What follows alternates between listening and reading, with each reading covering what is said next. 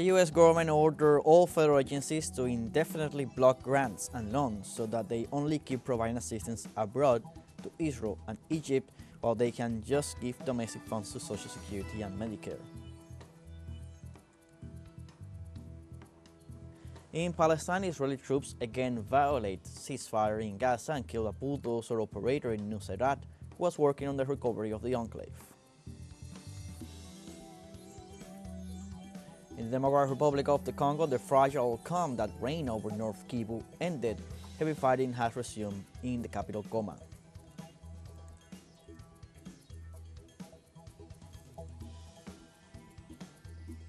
Hello, welcome to From the South, from the teleSUR studios in Havana, Cuba. I'm Luis Alberto Matos, and we begin with the news. We do so in the United States. The U.S. government ordered Monday all federal agencies to indefinitely block grants and loans so that they only keep providing assistance abroad to Israel and Egypt, while they can just give domestic funds to Social Security and Medicare. Among those countries affected by the lack of funds are Ukraine, Sudan, and Gaza. In Latin America, the $630 million that the Biden's administration committed to allocate in Peru is already suspended. Furthermore, all nations counting on the assistance from the Agency for International Development, USAID, will be hit as well as their workers. Meanwhile, as of Tuesday at 5 p.m. local time, the disbursement of grants and loans at the national level will be called off except for Social Security and Medicare. Memorandum assured that the measure seeks to eradicate Marxist equity, transsexuality, and the policies of the new Green Agreement.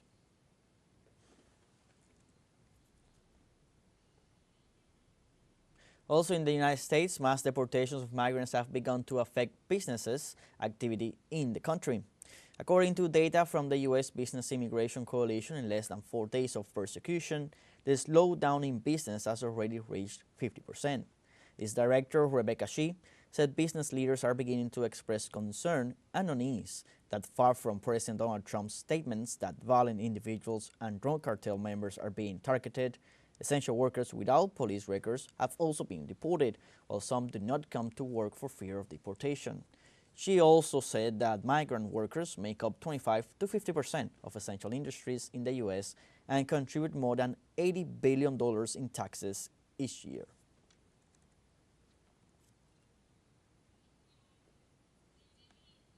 And the Mexican President Claudia Sheinbaum reconvened her cabinet afternoon to discuss the immigration situation.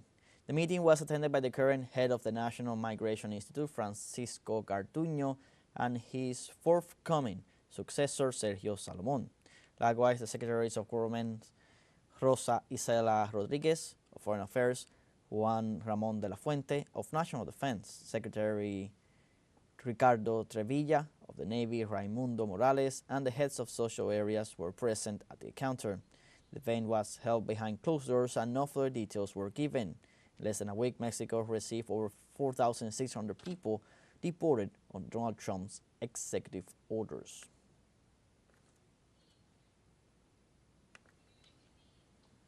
And following Trump's announcement to declassify some U.S. security files, an all-U.S. plan that sought false flag attacks against U.S. citizens to justify an intervention in Cuba was recently revisited on social media and went viral. Our correspondent has the details. La conversación digital tiene por estos días una historia por algunos. The digital conversation these days has a story that some people have already forgotten. Operation Northwoods.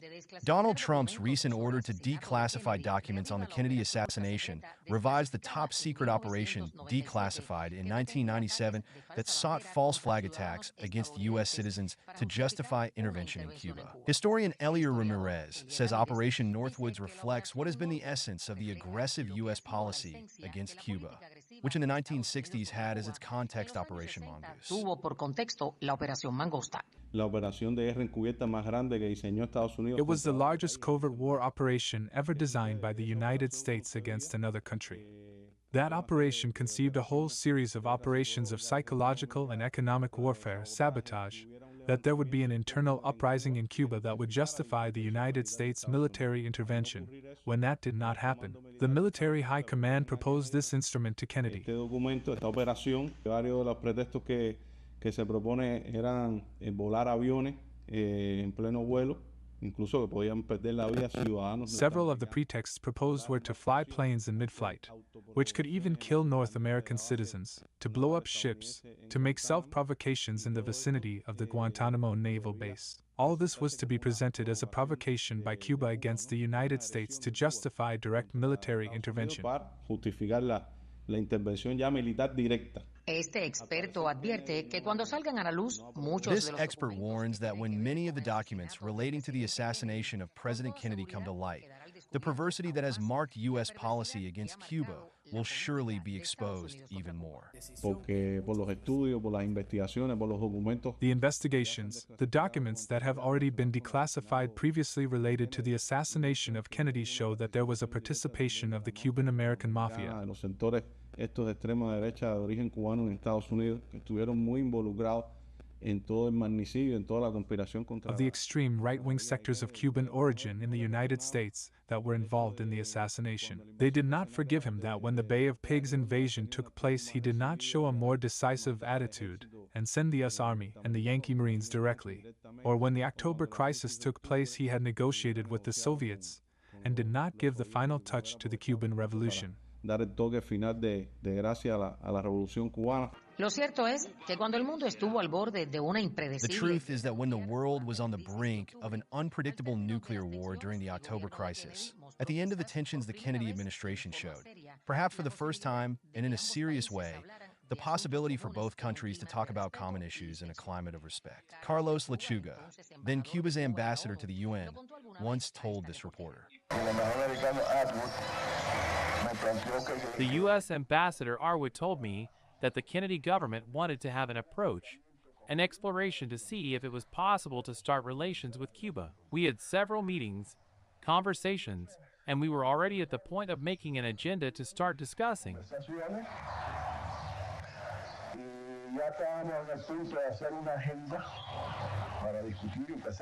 Kennedy went to Dallas. He told Arwood that when he came back he wanted to talk to him to see that he had talked to me, and that was when he was assassinated, and that's when the meeting ended.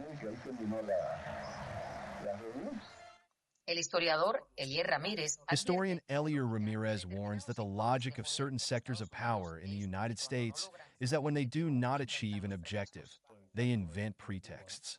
Que han construido muchísimos pretextos a lo largo de la historia. La Cuba. In the case of Cuba, many pretexts have been built throughout history: the Red Threat in the Caribbean, the link with the Soviets, the support of Cuba to the liberation movements in Latin America at a certain moment, then the military presence of Cuba in Africa, then human rights, freedom of expression. The list is endless. La libertad de expresión. Bueno, la lista es interminable. Los ataques, los llamados ataques acústicos. The acoustic attacks, we know that it was a great farce that was deflated, and there are sectors that continue to exploit this, and therefore we could be engaged in the construction of new pretexts with the same objective. Estar abogado a la construcción de nuevos pretextos con el mismo objetivo. The fact is that many agree that the chilling Pentagon documents could reveal why the deep state has always feared the release of the Kennedy assassination files. Fabiola López, TeleSUR, La Habana. Colombian President Gustavo Petro announced a Marshall Plan to enable inhabitants to abandon illicit economies during a cabinet meeting in the northeast of the nation. The executive held an encounter in Ocaña in the northern department of Santander. There, the head of state proposed a regional deal to the community affected by the violent escalation in Catatumbo and presented the exceptional powers of the state of commotion decreed by the presidency, which will be analyzed on Tuesday by the legislature. On the meeting, the president proposed a Marshall Plan to contribute to change and combat criminality in the region. In addition, social leaders who participated at the meeting reaffirmed their commitment to peace in spite of their risk to their lives.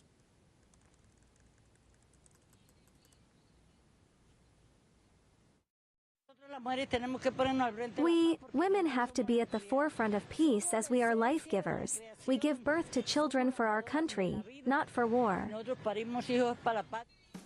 We have a short break coming up before we invite you to join us on our TikTok at TeleSUR English, where you'll find news in different formats, news updates, and much more. We'll be right back. Stay with us.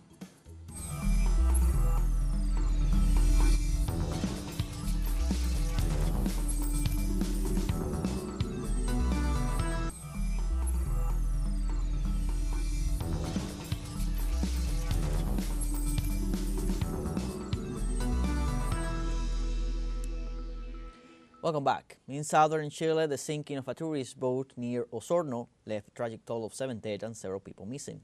The boat called Rio Cholguaco set sail on Sunday with at least 34 passengers and 2 crew members, exceeding its maximum capacity of 21 people. The boat sank in Rio Negro, just 5 kilometers from its destination, Bahia Mansa. Authorities indicated that the overloading of passengers and the lack of life jackets were critical factors in the accident. Of the occupants, 27 were rescued, including 8 minors, while 4 bodies have been found and 3 people are still missing. The captain of the boat has been arrested and faces charges of manslaughter due to the unsafe condition of the vessel. Search efforts continue with the support of the Navy and local rescue teams.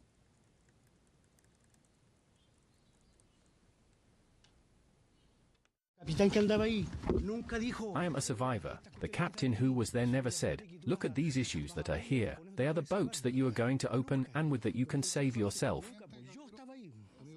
Never. I was there. I show you the marks I have and you know who rescued us from here. All these people from here, the fishermen from here, they rescued us. We were 21 people.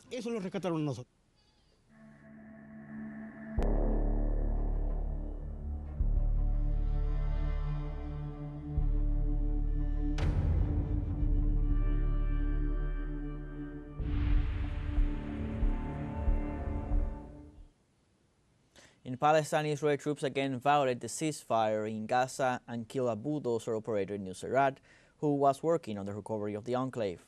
Gazan authorities denounced a new violation of the Qatari agreements by the Israeli occupier, pointing to a direct airstrike on a bulldozer west of the camp as it attempted to rescue a vehicle. In addition to killing the driver, it injured several civilians present. In an aerial attack, also in Nuseirat, a child and a civilian were killed when a car pulled by animals was bombed. Meanwhile, the siege of the West Bank continues, with raids and arrests, including confrontations with the Islamic resistance in the Tulkarem refugee camp.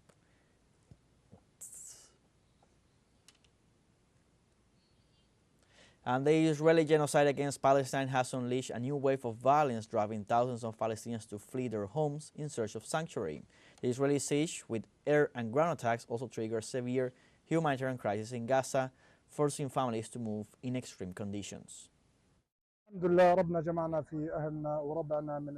thought that the Palestinian people would give up the resistance and lay down their arms, but they were wrong and they failed. I swear by Almighty God that we will stand strong on our principles and foundations, and we will hold on to our weapons as long as we live. I swear by Almighty God that we will pray in Jerusalem, no matter who likes it, and no matter who cares, with God's permission. May God protect you and increase the reward of the patience.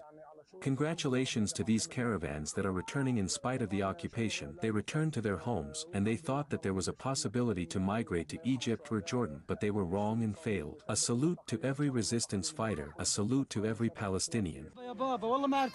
For God's sake, my daughter didn't recognize me. She left when she was 1 year old and today she is 2.5 years old and she didn't recognize me. I would say to her, "I am daddy, daughter, I am daddy. Praise God, Lord of the worlds." It is an indescribable joy. Thank God, after 1.5 years I was reunited with them. She left as a little girl and today she has grown up. Praise be to God, Lord of the worlds. The United Nations denounced that over 300,000 Palestinians returned to the north of the Strip in ruins with great needs on the ground after the Israeli bombardments. In this regard, the UN confirmed that humanitarian agencies have provided aid to Gazans returning to northern and central Gaza after Israel allowed passage into the territory.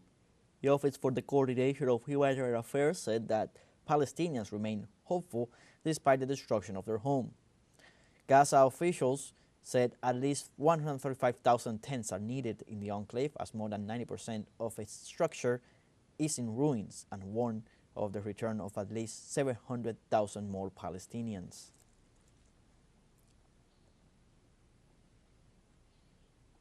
The United Nations also rejected the White House proposals for the Gaza Strip. The plan aims to displace Palestinians to Egypt and Jordan. The UN said such action could lead to ethnic cleansing. The spokesman for the UN Secretary General, Stefan Dujarric, assured that all neighboring countries are also opposed to the plan. In addition, Egypt, Jordan, the Palestinian government, the resistance, and the Islamic Jihad, the Arab League has also opposed the plan. Ratifying that the Gaza Strip must be part of the future Palestinian state and that its population must not be forcibly displaced under any circumstances.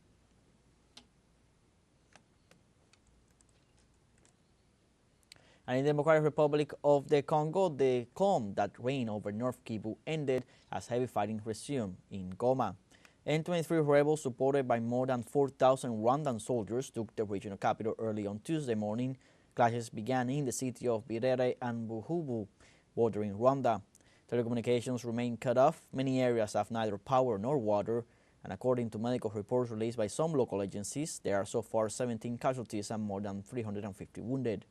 Congolese President Felix Tshisekedi expected to address a message to the country on the eve of the UN Security Council, which will focus on the situation in North Kivu.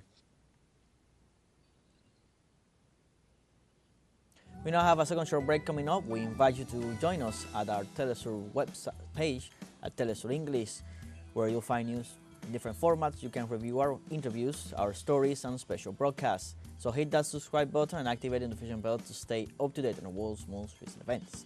Final short break, don't go away.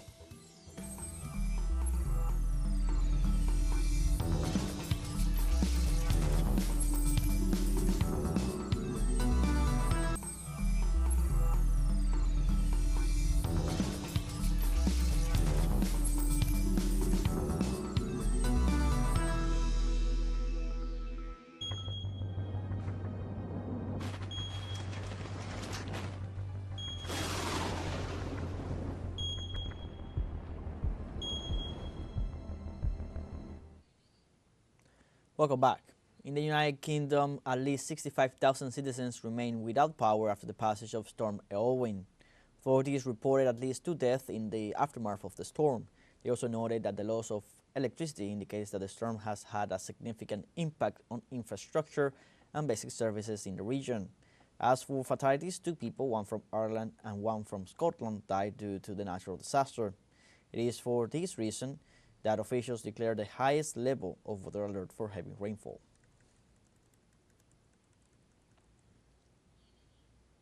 And in Serbia, thousands of students and protesters in Belgrade have staged a 24-hour blockade of a major intersection demanding accountability following the fatal collapse of a train station roof in Novi Sad last November, which killed 15 people. The protests, which have gained momentum over the past month, are fueled by allegations of government corruption related to the incident. Farmers joined the demonstrations with tractors, underscoring widespread discontent with President Alexander Vucic's administration. Tensions have escalated during recent protests, including incidents where vehicles have collided with demonstrators. Students' organizers continue to demand more action, including greater transparency into the investigation and the release of all documents linked to the renovation of the train station. I think the only answer to the demands is for this government to fall. So, until the government falls, and I think Mr. Vucic is well aware of this, the conditions will not be met. It's an attempt to calm passions and change something. I don't think it will work. Because the most important thing is that these authorities need to change completely, and not just to publish documents that until now have been hidden. Since what is important is to change what is going on, so that there is no more corruption. Serbian President Alexander Vucic says that the students who have been protesting have achieved a great victory as he announces a call for dialogue, which he believes can mean the beginning of healing in Serbian society. I think they, the students, have achieved a great victory, and that they can build on it in many ways in the future. But it's their business and their decision.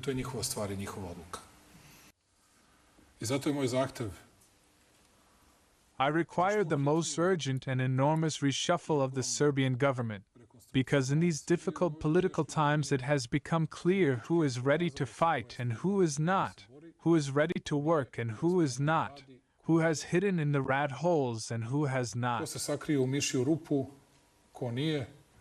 As a result, I expect more than 50% of current ministers to be replaced in a very urgent reshuffle. Monday, survivors and international heads of states gathered in Poland to commemorate the 80th anniversary of Auschwitz's liberation. A total of 50 survivors gathered at the main memorial outside the gates of Auschwitz-Birkenau, joined by dozens of world leaders. Nazi German forces murdered some 1.1 million people at the site, which was under German occupation during the Second World War. Most of the victims were Jews murdered in gas chambers on an industrial scale. The Germans also killed many Poles, Gypsies, Soviet prisoners of war, and homosexuals. Earlier on Monday, elderly former inmates, some wearing scarves in the blue and white stripes of their death camp uniforms, laid flowers at the site and silently touched the camp's wall of death.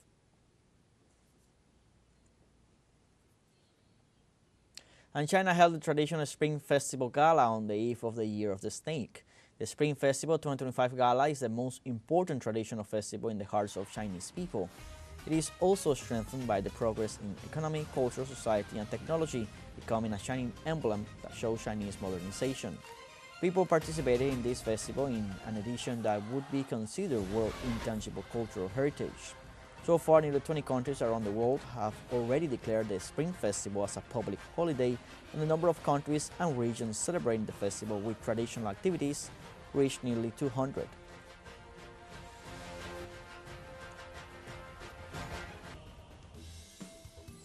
We have come to the end of this news brief. Remember, you can find this and many other news on our website at telesurenglish.net. So join us on our social media on Facebook, X, Instagram, Telegram, and TikTok. For TeleSUR English, I'm Luis Alberto Matos. Thanks for watching.